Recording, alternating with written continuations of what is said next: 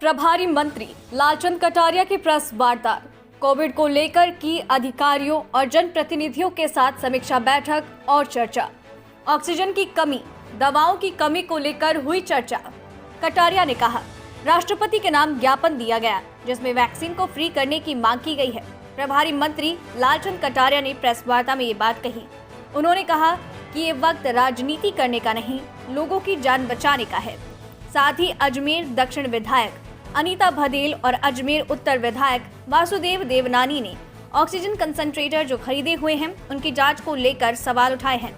प्रभारी मंत्री कटारिया ने जिला कलेक्टर को निर्देश देकर ऑक्सीजन कंसंट्रेटर खरीद की जांच कराए जाने को लेकर और बिजली पानी जैसे अन्य समस्याओं को लेकर भी चर्चा की गई। नवभारत समाचार अजमेर राजस्थान से कैलाश व्यास की रिपोर्ट। आज की जो समीक्षा बैठक थी उसमें खास तौर से कोविड मैनेजमेंट के बारे में काफ़ी लंबी चौड़ी चर्चा हुई है और जो महामारी का दौर चल रहा है जिसकी रफ्तार अभी जाके कुछ कम हुई है, उसकी कमी खामियों के बारे में पूरी चर्चा हुई और जिस प्रकार का प्रबंधन राज्य सरकार द्वारा रहा उसके बारे में खुल के चर्चा हुई। आप सभी को मालूम है कि इस महामारी के दौर में जो ये दूसरा दौर चला, ये पूरे देश के अंदर और प्रदेश के अंदर खतरनाक स्थिति में रहा। काफ़ी मौतें हुई और आम जनजीवन काफ़ी त्रस्त रहा। लोगों को आर्थिक मंदी की मार पड़ रही है, लॉकडाउन करना पड़ा और जो ऑक्सीजन की कमी, दवाइयों की कमी आम आदमी को प्रभावित करके इस कोरोना महामारी ने आदमी को कमर तोड़ने का जो काम किया उसके बारे में चर्चा हुई। आज हमारे संगठन के साथियों ने ज्ञापन भी दिया है राष्ट्रपति के नाम कि जो वैक्सीन है ये फ्री की जाए। जैसा कि मुझे मालूम है आज दिन तक जितने भी वैक्सीन है वो भारत सरकार द्वारा, चाहे वो पोलियो की या उससे पहले भी तो वैक्सीन लगी हो, वो पूरे देश में फ्री की गई। तो हमारे संगठन की तरफ से राष्ट्रपति महोदय को आज पूरे प्रदेश में ज्ञापन भेजा गया है कि ये जो वैक्सीन है इसको फ्री किया जाए। नौजवान जो साथी है उनको बचाने का काम किया जाए, क्योंकि लगातार डॉक्टरों द्वारा, वैज्ञानिकों द्वारा ये चेतावनी आ रही है कि हो सकता है कि तीसरी थर्ड लहर भी आए और उसमें ऐसा माना जा रहा है कि वो बच्चों को ज़्यादा प्रभावित करेगी। तो हमारे को हमारी नौजवान पीढ़ी का ध्यान रखते हुए हम भारत सरकार से, राष्ट्रपति महोदय से मांग कर रहे हैं कि ये वैक्सीन जल्दी उपलब्ध करी जाए और फ्री की जाए। सर, आय बढ़ाने को लेकर केंद्र सरकार ने जो है पैसा रिलीज किया है, क्या राजस्थान को मिला है? और मिला है तो राजस्थान सरकार की क्या? देखिए, मुझे जैसा मालूम है कि शायद 35,000 करोड़ का बजट इन्होंने पहले घोषणा की थी, पर ये राजनीति करने का दौर नहीं है। अभी लोगों की जान बचाने का काम है और पूरा देश और प्रदेश से प्रभावित है। हम तो खुद ही कह रहे हैं कि हमारे को भारत सरकार द्वारा वैक्सीन फ्री की जाए।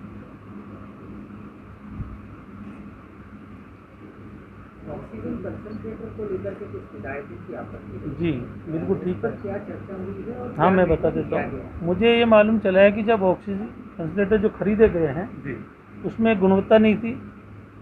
कुछ कंपनियों ने घटिया क्वालिटी के जैसा वो बता रहे हैं, तो मैंने उनके जांच के लिए कलेक्टर साहब को कहा है और वो यहाँ जो हमारी JLN जो हॉस्पिटल है, जो एक्सपर्ट्स हैं उनको दिखाएंगे कि ये वाकई किस श्रेणी के हैं, उनकी क्या क्वालिटी है और इसकी प्राइस के बारे में भी उन्होंने सवाल उठाए हैं। उसको निश्चित तौर पर हम दिखवाएंगे। कोविड के अलावा अन्य मुद्दों पर भी चर्चा होगी? हाँ, कोविड के अलावा पानी, बिजली और सड़क भी चर्चा होगी, क्योंकि मानसून आने वाला है। सफाई के बारे में चर्चा हुई है, नालियों की सफाई के बारे में चर्चा हुई है। मुझे ये भी मालूम चला है कि कुछ इलाकों में बिजली काफ़ी लंबे समय के बाद आती है और पावर के बारे में जो बात कही तो निश्चित तौर पे पानी भी प्रभावित होता है उससे, क्योंकि ट्यूबवेल वगैरह जहाँ से सप्लाई है वो प्रभावित होती है तो टाइम बढ़ जाता है। सर, ग्रामीण क्षेत्रों में पंचायत समिति में 3 विकास अधिकारी के पद खाली है, बिनाई में IN ही नहीं है, क्या करना चाहिए? उसकी जानकारी आप दे रहे हैं तो उसको तो मैं दिखवा लूँगा। अच्छा सर, वो जानकारी तो सर उनकी सुनवाई नहीं हो रही है, जबकि वो सिटिंग MLA हैं, उसकी जो सुनवाई हो रही है, जो बैठे हैं तो उनकी सुनवाई यहाँ पर प्रशासन जी अभी उन्होंने ये बात जो बातें कही है वो समझे हमने नोट कर लिए। आज पहली बार वो मीटिंग में आए हैं और अच्छा रहा कि वो पधारे, उनकी बातें सुनी गई। सारी बातें जो बात सामने आएगी तो उसका निश्चित तौर पर निराकरण भी होगा। तो उन्होंने जो बातें हैं आज जो शिकायतें की है वो हमने सबने नोट की है। कलेक्टर साहब यहाँ बैठे हैं, सारी बातें बता दी गई है, निश्चित तौर पर उनका निराकरण करने की कोशिश करें। सर, कोरोना की मौत को लेकर लगातार बीजेपी मुखर हो रही है कि कोरोना के जो मौत के आंकड़े छुपाए जा रहे हैं सरकार की ओर। नहीं, वो तो बीजेपी ने मांग की है, तो आंकड़ों के बारे में जानकारी लेने के लिए राज्य सरकार ने भी कहा है और आंकड़े इकट्ठे करने के लिए भी कहा है। आने वाले समय में आंकड़े बता दी जाएंगे। कल कैबिनेट की मीटिंग में 2 मंत्री आपस में भिड़े हैं, आपस में उनकी तकरार हुई है। क्या ऐसा आपस में कहीं ट्यूनिंग नहीं, ऐसा कुछ भी नहीं था। मैं वहाँ मौजूद था, कोई ऐसी भिड़ंत नहीं हुई। ये जरूर है कि उनके पास कोई बात को लेके किसी आज कोई बात की चर्चा होती है, सुबह वहाँ होता है कि ऐसा नहीं होना चाहिए, ऐसा होना चाहिए, इतनी सी बात हुई है। और वो परिवार का मामला है, संगठन का मामला था, संगठन के बारे में चर्चा हो रही थी, ऐसा कोई ज़्यादा उसमें।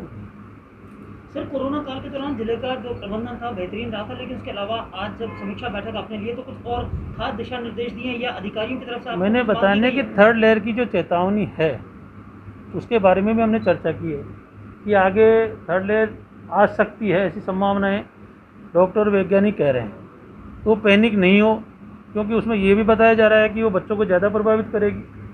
आप और हम सभी जानते हैं कि आज हम सब के परिवारों में जो भी व्यक्ति किसी पर आश्रित हो तो बच्चों की तरफ ही देखता है। तो हमने पहले ही मेडिकल विभाग को, कलेक्टर साहब को कहा है कि भाई इस चेतावनी का अपन ध्यान रखें और पहले से इसकी पूरी तैयारी करके रखें।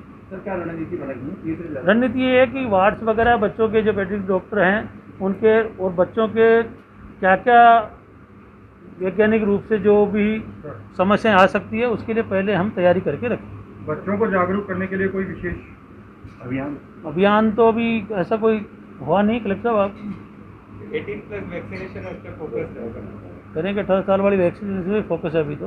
लेकिन सर 6 दिन से वैक्सीनेशन हो ही नहीं पा रहा है 18+ वालों का। अब आप चाहो तो कलेक्टर साहब से भी ले सकते हो, जो और जानकारी लेनी हो ना आपको। सेंट्रल से वैक्सीन की शॉर्टेज है, ऐसे में स्टेट गवर्नमेंट ने ग्लोबल टेंडर भी किए थे, तो ग्लोबल टेंडर का कोई आउटकम नहीं निकलता। देखिए, ये बातें तो बड़े ऊपर के लेवल की है। ग्लोबल टेंडर, हाँ मैं समझ रहा, आप जो करें ग्लोबल टेंडर के बारे में राज्य सरकार, भारत सरकार, उनके नियम है, ये काफ़ी विस्तृत जानकारी तो रघु शर्मा जी दे सकते हैं कि उनका क्या चल रहा है। मैं तो केवल ज़िले का प्रभारी, तो ज़िले में जो चल रही ये बातें हैं उसके बारे में जो कमी खामी हमारे को मिली है उसके लिए हमने विपक्ष के हमारे साथी भी बैठे थे, देवनानी जी, अनिता जी, उनकी बातें थी वो भी सुनी है। उनको क्या कमी लगी उन बातों को हम दूर करेंगे और कोशिश करेंगे कि ये राजनीति करने का मुद्दा नहीं है, ये आम आदमी के जीवन बचाने की बात है। तो निश्चित तौर पे हमको जो कमियां लगी है उसको भी दूर करेंगे और हम जो क्या कर पाएँ। उन्होंने कुछ चीज़ों की तारीफ भी की, कलेक्टर साहब के बारे में कहा कि उन्होंने अच्छा काम किया है, रात दिन में पूरी मेहनत की है, और अधिकारियों ने भी की।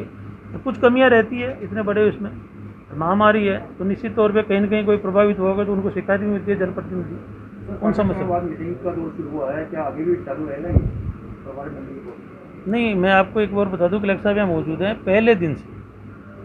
हालांकि मैं मीडिया नहीं बना, पहले दिन से मैं दिन में 2 बार इनसे लगातार टेलीफोन पे, और मैंने वीसी के माध्यम से 2 बार रघु शर्मा जी के साथ में इनसे पूरी जानकारी में रखता था, क्योंकि मेरे खुद के परिवार में ही कोरोना के 4 पेशेंट हो गए थे जो काफ़ी सीरियस। और पूरा फिर विधानसभा क्षेत्र, फिर हमारे तो जयपुर शहर में पूरे राजस्थान का इतना वो रहता है, जिस तरह का आप देखें कि एक 5-7 दिन तो ऐसा चला है बिल्कुल ही कि पता नहीं आने वाले समय में क्या होगा। तो बड़ा पैनिक रहा है ये, तो अभी थोड़ा ये उतार पे आए। मीटिंगें लगातार चलेगी, विकास के जो काम है उनको भी रफ्तार मिलेगी, सारी काम होगी। सर, अनलॉक प्रक्रिया शुरू हो गई है, व्यापारियों की मांग है, कुछ समय में जो है वो बात आ चुकी है, वो बात आज भी माननीय सभी सदस्य हैं, पक्ष और विपक्ष दोनों ने उठाए हैं, और इसकी हमने उनसे लिखा ले लिया, मुख्यमंत्री जी को कहेंगे, और भी लोगों की ये मांग है। और मैं तो खुद भी इस पक्ष में हूँ, जो 6 से 11 है उसका टाइम अब धीरे धीरे चेंज किया जाए। उसमें भी मुझे लगता है कि 1-2 दिन में जो समीक्षा होगी उसमें होगी। थैंक यू भाई।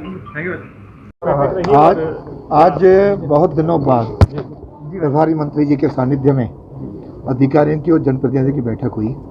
हालांकि यह बैठक प्रतिमाह होनी चाहिए, भविष्य में प्रतिमाह होगी ऐसी मैं आशा प्रकट करता हूँ। इसमें मूल रूप से कोरोना को लेकर के चर्चा हुई, पानी, बिजली, स्मार्ट सिटी और साथ में पशु चिकित्सालय और सड़कों के बारे में विस्तार से चर्चा हुई, उसे मैंने स्पष्ट मत रखा कि अजमेर को आप स्मार्ट सिटी बनाने जा रहे हो, लेकिन ड्रेनेज सिस्टम का कहीं कोई प्रोविज़न या सुधार का इसमें कहीं भी मार्किंग नहीं है। और जब तक ड्रेनेज सिस्टम इम्प्रूव नहीं होगा तब तक स्मार्ट किनको, क्या ज़मीन को बनाओगे, बिल्डिंगों को बनाओगे? तो उसमें इन्होंने नोट करवाया कलेक्टर साहब को कि इस पर कार्रवाई की जाए। और दूसरा, जो स्मार्ट सिटी को लेकर के इस समय सड़कें सारी खुदी हुई हैं, वह कमी तक कोई ठीक नहीं कराता। एक डिपार्टमेंट खोदता है, दूसरा डिपार्टमेंट फिर बनती है, फिर खोदता है। इसका थोड़ा कोऑर्डिनेशन होना चाहिए। तीसरा, पानी और बिजली। मेरे क्षेत्र में पानी की 72 घंटे से 96 घंटे तक पानी आ रहा है, इस समस्या को मैंने उठाया। और साथ ही बिजली की ट्रिपिंग इन दोनों जितनी बड़ी है उसके कारण से कहा है कि बिजली जो है पानी के पानी नहीं भरता। तो ये पानी और बिजली की समस्याएं ठीक ढंग से हों, खुदी हुई सड़कों ठीक बने, सीवरेज सिस्टम ठीक हो, और साथ के अंदर अभी जो पशु चिकित्सालय जो नई बिल्डिंग में शुरू हुआ है, तो वहाँ पे नया बाज़ार की सारी पार्किंग जल्दी से जल्दी शिफ्ट हो, इस पर चर्चा हुई। और कोरोना के बारे में तो इतना स्पष्ट मैंने 2 टूक कहा कि CMHO लेवल पर जितनी भी परचेजिंग पिछले कोरोना काल में हुई है, उन सब की ऑडिट और जांच निष्पक्ष एजेंसी से करवाई जाए, ताकि ये जो कंसंट्रेटर की बात आई है, कोई दूसरी बातें आई हैं, सब में चाहे ऑक्सीजन प्लांट की बात आई है, अब 54 लाख ऑक्सीजन प्लांट का हमने ले लिए, उस पर आप क्या बनाने वाले हो, कितने लीटर्स का होगा, कितने पैसा होगा, इसका कहीं कोई आज तक हमको विवरण नहीं दिया। तो मंत्री महोदय ने आश्वस्त किया है कि जल्दी ही इस मामले इनको निर्देशित किया है कि आप MLAs को डिटेल भेज दो, और साथ में कलेक्टर साहब को निर्देश दिए हैं कि आप पानी और बिजली और बाकी समस्याओं को लेकर के MLAs वाइज इन अधिकारियों के साथ बैठक करो। मुझे लगता है उससे कोई समस्या का, क्यों आज जनता त्राही से परेशान हो रही है इन अधिकारियों की वजह से, और इस कारण से आज अजमेर स्मार्ट तो क्या बनेगा, मुझे लगता है कि इनके रहते हुए पता नहीं, ये शायद पहले से भी बदतर स्थिति बनने जा रही है, वह ठीक हो, इस प्रकार की हमने अपेक्षाएं इनसे की है।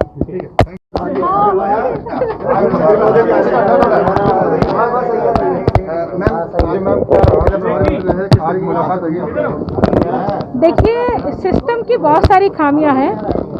जिस ऑक्सीजन कंसंट्रेटर के जो जीवन रक्षक है कोरोना के मरीजों के लिए, वो ऑक्सीजन कंसंट्रेटर की जिस तरह से खरीद हुई है, उस खरीद को लेकर के जो बात पहले मैंने कही थी, वही बात मैंने प्रभारी मंत्री जी को की है, और प्रभारी मंत्री जी ने ये आश्वासन दिया है कि इसकी पूरी तरह से जांच कराई जाएगी, और जांच कराने पर जो भी इसका रिजल्ट आएगा, जो भी इसके लिए जिम्मेदार होंगे, उनके खिलाफ एक्शन लिया जाएगा। इसके अलावा भी बहुत सारे विषय थे, जिसमें चिरंजीवी स्वास्थ्य बीमा योजना है, JLN की अव्यवस्थाएं हैं, अमृतकोट चिकित्सालय की अव्यवस्थाएं हैं, स्मार्ट सिटी के तहत काम जो घटिया क्वालिटी के काम हो रहे हैं उनकी बात है, सड़क नाली और बिजली की बात है, पेयजल की समस्या है, बिजली की समस्या, इन सब मुद्दों पर आज हमने बात की है। और इसके साथ साथ जो ऑक्सीजन प्लांट अजमेर में लगाए जा रहे हैं, उनकी क्षमता क्या है, उनकी लागत वास्तव में उतनी होनी चाहिए जितनी लागत विधायक कोष से ली गई है, क्योंकि ऑक्सीजन कंसंट्रेटर खरीदने के बाद में ये प्रश्न चिन्ह उठना लाजमी है कि जो ऑक्सीजन प्लांट लगाए जा रहे हैं वो भी उतनी क्षमता के हैं कि नहीं जितनी क्षमता के पैसे हमने दिए हैं। साथ में जो JLN में अव्यवस्थाएं हुई हैं पिछले दिनों, वो अव्यवस्थाएं अब आंदा ना हो, उसकी व्यवस्था कैसे की जानी चाहिए, लोगों को खाद्य सुरक्षा से कैसे जोड़ना चाहिए ताकि लोग इस कोरोना काल में रोक सकें। एक व्यापारी की जो बहुत बड़ी समस्या थी, व्यापारियों ने कहा है कि धीरे धीरे चूँकि अब संक्रमण कम हो रहा है, इसलिए 11 बजे से शाम को 5 बजे तक दुकान खोलने की अनुमति मिलनी चाहिए। इसी के साथ में जो वैक्सीनेशन है 18+ का, उसका स्लॉट जो है वो आप स्लॉट की जगह उसको ऑफलाइन आप करें, ताकि जो 18+ युवा हैं उनको वैक्सीन लगाई जा सके। तो इतने बहुत सारे मुद्दों पर आज हमने बात की है, और ये बताते हुए मुझे खुशी है कि हमारी बात को बहुत ध्यानपूर्वक सुना गया, और मुझे लगता है कि आने वाले समय पर उन विषयों पर गंभीरता से जिला प्रशासन ध्यान देगा और उनको रिजोल्व करेगा।